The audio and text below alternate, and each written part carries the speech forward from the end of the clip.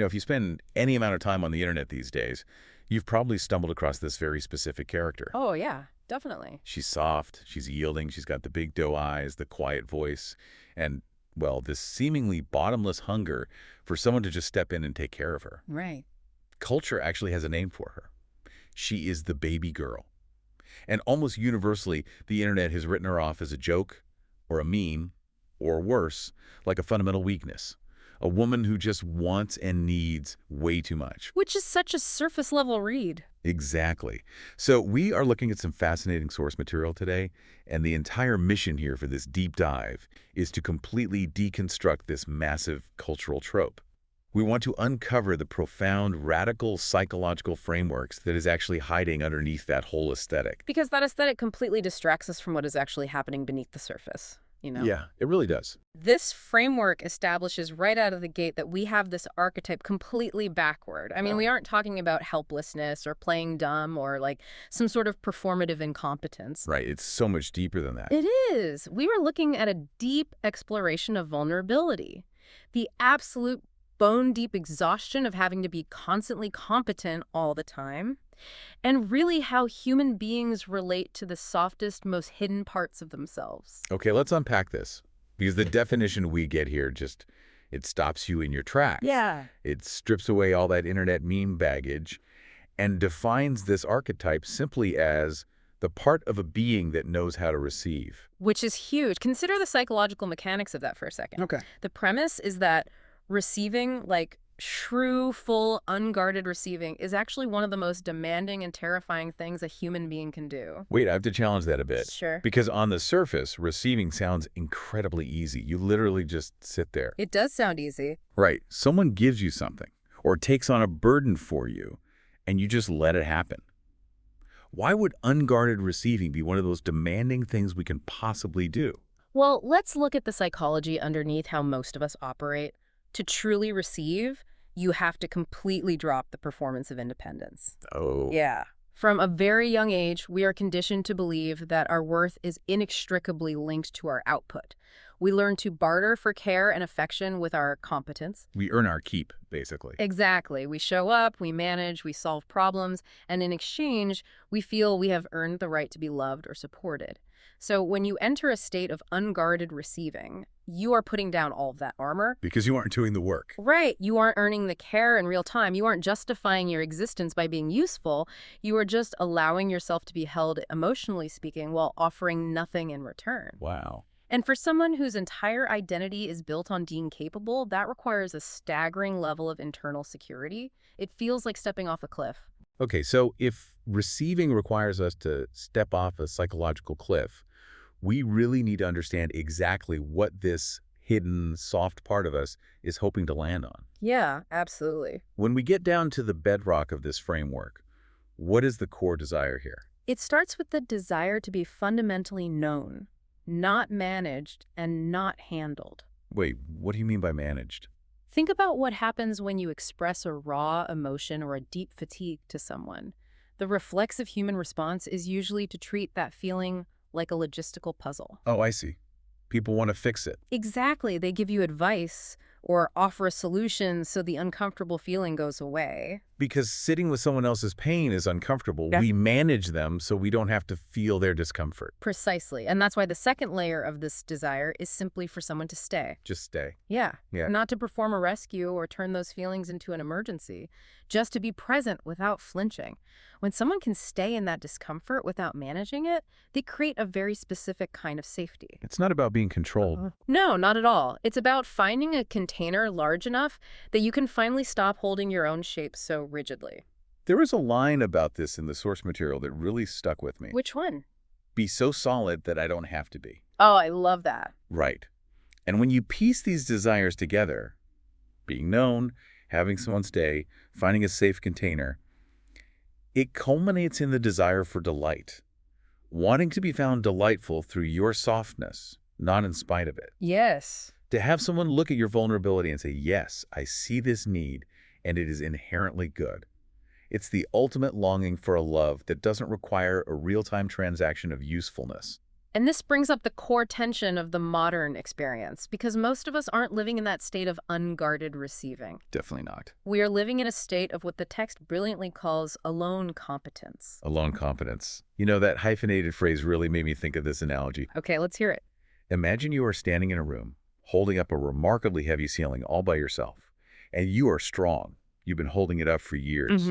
Right. You aren't weak in the slightest, but you are experiencing this deeply exhausting form of isolation, a fatigue that just lives in your bones. Yeah, I can picture that.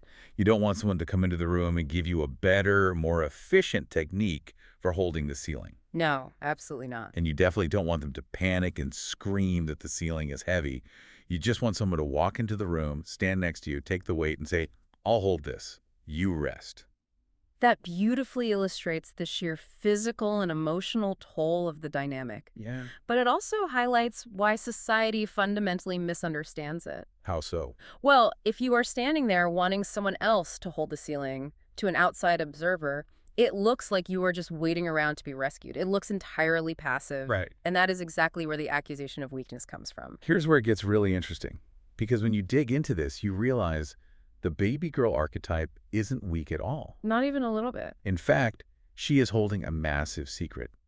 She knows she is incredibly powerful. Yes. The public secret is the softness and the need. But the deeper hidden truth is that this softness is an absolute force. It really is. What is being offered in a moment of real surrender isn't an absence of strength. It is described as sacred real estate. Sacred real estate. I love that phrasing because it completely changes the power dynamic. It really does. It means you don't just leave the front door open for anyone to wander in. She isn't passively waiting to be saved by the first person who happens to walk by. No, she is actively, meticulously choosing who is actually worth laying her armor down for. It is a radical form of selection. It requires pure discernment. Because she understands the immense value of the unperformed, vulnerable part of herself, giving someone access to that is an enormous gift. It's trusting someone with a soft underbelly. Exactly. So the apparent passivity that people mock online is actually a highly rigorous interview process. Yeah. She is deciding who actually has the capacity to receive the sacred real estate she is offering without burning it down. So if we are talking about a highly rigorous interview process, we naturally have to ask who actually passes that test. Right. If she is so carefully choosing someone safe to surrender to, who is the counterpart stepping in to hold that heavy ceiling? And more importantly, where do we find them? This is where we get a brilliant psychological twist in the framework. Oh, I know where you're going with this. The counterpart, what is referred to as the man inside the woman, isn't necessarily an external partner at all. It is an internal capacity.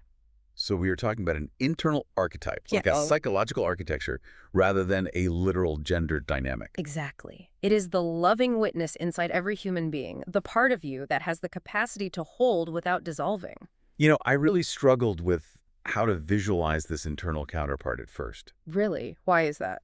Because the typical metaphor is usually something like a mountain. You know, a mountain is just solid, it sits there, it doesn't perform strength. But a mountain is just a rock. It doesn't actually interact with anything. When I look at the mechanism of what this internal witness is actually doing, it acts much more like an electrical ground wire. Oh, I like where you're going with this. Let's take that a step further. Think about it. When a massive surge of electricity, like a lightning strike, hits a house, a ground wire doesn't fight the lightning. No, it doesn't. It doesn't panic. It doesn't try to give the lightning advice. It simply provides a safe, solid pathway to absorb that chaotic, dangerous energy and neutralize it into the earth. It creates safety by absorbing the shock so the house doesn't burn down. If we connect this to the bigger picture, that ground wire analogy perfectly explains the internal psychological dynamic at play here. Yeah. Let's look at how this actually functions in daily life, say on a stressful Tuesday afternoon. Imagine you make a massive mistake at work, a huge embarrassing error. Okay. Your inner vulnerable part starts to panic. The electrical surge hits. The fear says, I'm a failure, I'm going to be fired, I am unlovable. And normally our inner critic steps in and makes it worse. Yeah. Or we just completely dissociate. Right. But if you have developed this internal ground wire, it steps in and offers a very different response. First, it offers permission. Permission to fail. Permission to just exist. It absorbs the panic and says, you don't have to earn your worth by being perfect today. You made a mistake, and you are allowed to just exist in this uncomfortable moment. It neutralizes the demand to produce. Oh, wow. And as it does that, it provides consistency. That vulnerable part of you is terrified that because you stopped being useful or perfect, the love will vanish. Exactly. But the ground wire stays. It Right. was there before the mistake, and it is thereafter. It doesn't short circuit just because you are falling apart. Which naturally results in being witnessed without verdict. What does that mean exactly? When you're sitting at your desk, overwhelmed, this internal presence watches the anxiety without judging it. It doesn't call you needy or weak or too much. It just safely grounds the emotion. It just holds it. Yes. And when that happens, you experience a reflection of wholeness. The terror of being isolated with your failure falls away because you realize you aren't alone with it. You have yourself. You can still want support from a partner, but that desperate starvation-level need for someone else to regulate your nervous system just vanishes. Exactly. But this psychological framework doesn't just stop at the female experience. It flips the mirror entirely to look at the other side of the coin, the hidden vulnerability inside men. That's a crucial part of this. And it points out that while this same soft, yearning part lives in men too, it is guarded with an entirely different level of ferocity. Oh, the societal stigma for men is immense. Most men don't even have a name for this part of themselves. They certainly don't call it an inner baby girl. No, definitely not. They call it their neediness, their weakness, their too muchness. Society has systematically conditioned men, from the time they are boys, to believe that the part of them wanting to be held or the part that just wants permission to not know the answer is inherently shameful. It's seen as a flaw in the programming, something that has to be overridden by logic and strength at all costs. But underneath all that heavy societal armor, what is driving this part of the male psyche? It is the exact same desire to lay down the exhausting performance of alone competence. It's the part of a man that loves without cynicism, Yeah. the part that is deeply moved by beauty, the part that simply wants to be chosen for who he is long before his usefulness as a provider or a protector even begins. There is one detail in this exploration that is incredibly poignant.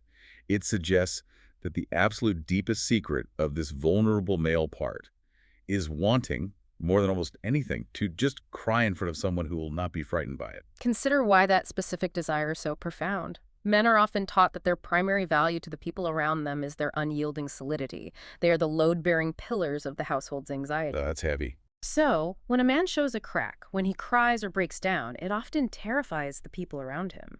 It feels like the pillar is crumbling. He just wants one safe place where his grief or exhaustion doesn't shatter the room. So what does this all mean for you listening? Whether you identify as male, female, or anything else, this framework is holding up a very uncomfortable but necessary mirror. It really is. It forces us to look at how we all, almost universally, hide our need for gentleness out of a deep-seated shame. We are all walking around performing competence to avoid the terror of needing someone else. Which brings us to the ultimate question. How does a person, whether it's an external partner or that internal ground wire we've been talking about, actually handle this intense emotional vulnerability without cracking under the pressure? Right. If someone hands you their raw, unperformed emotion, how do you not panic? Exactly. Because if we go back to the ground wire, it takes an enormous amount of engineering to safely absorb a lightning strike without blowing the whole system. It takes grueling inner work.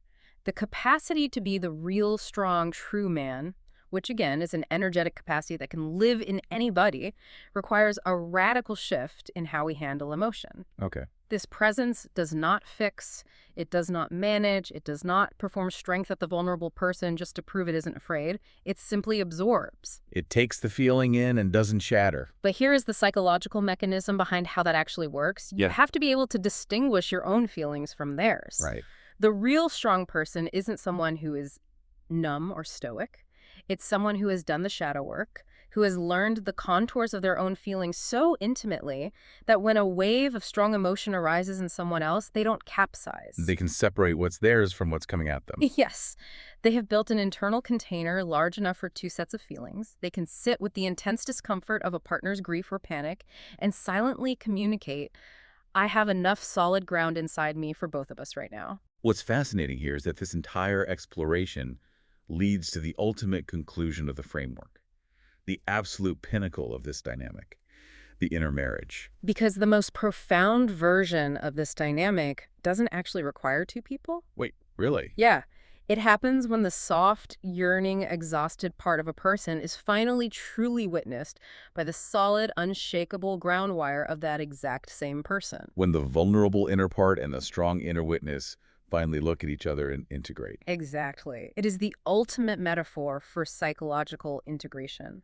Think about concepts like internal family systems, where you are trying to get all your fractured parts to trust the core self. Right. When this intermarriage happens, the outcome is completely transformative. You stop being at war with your own wanting. The neediness loses its shame because the internal witness didn't try to manage it or fix it. It just turned around, looked at the need, and offered warmth. So you stop performing need just to manipulate someone else into meeting it, Yeah. and you stop performing strengths just to hide the fact that you have needs at all. Yes. You become a fully integrated person who can receive and give in the exact same gesture. It is the exact moment you realize you don't need a dominant partner or a submissive dynamic or a grand rescue. You just need the beloved inside of your own mind to finally say, I see you, I'm here, you're safe with me. Wow. And to actually possess the internal architecture to mean it. What an incredible psychological roadmap. We started today looking at a misunderstood, often mocked internet aesthetic, the girl who just wants too much. Yeah, the trope. But through this deep dive, we've unpacked a masterclass on human vulnerability. We've explored the hidden mechanisms behind why true receiving is actually a terrifying act of bravery. And how the performance of alone competence is exhausting us down to our bones. Exactly. How softness isn't passivity, but a powerful force of discernment. A sacred real estate we only offer to those who have built the internal ground wire to absorb it safely. Yes. And most importantly, we've seen how the ultimate sanctuary isn't found in desperately searching for a perfect external partner, but in cultivating that steady, unwavering witness within ourselves. It's all about that inner marriage. It really is. Before we let you go, I want to leave you the final thought to mull over, something to explore on your own that builds on the psychological mechanisms we've talked about today. I'd love to hear this. If our culture constantly rewards performative independence and praises us for our alone competence, how much of our modern burnout epidemic isn't actually about working too many hours or answering too many emails? Oh, wow. What if burnout is really just a collective starvation for this inner marriage? What if hitting the wall is just a rebellion of that inner vulnerable part, finally refusing to carry the heavy ceiling of alone competence for one more day? That is phenomenal reframe. Thank you so much for joining us on this deep dive. Keep questioning the cultural tropes, keep exploring the hidden depths, and we will see you next time.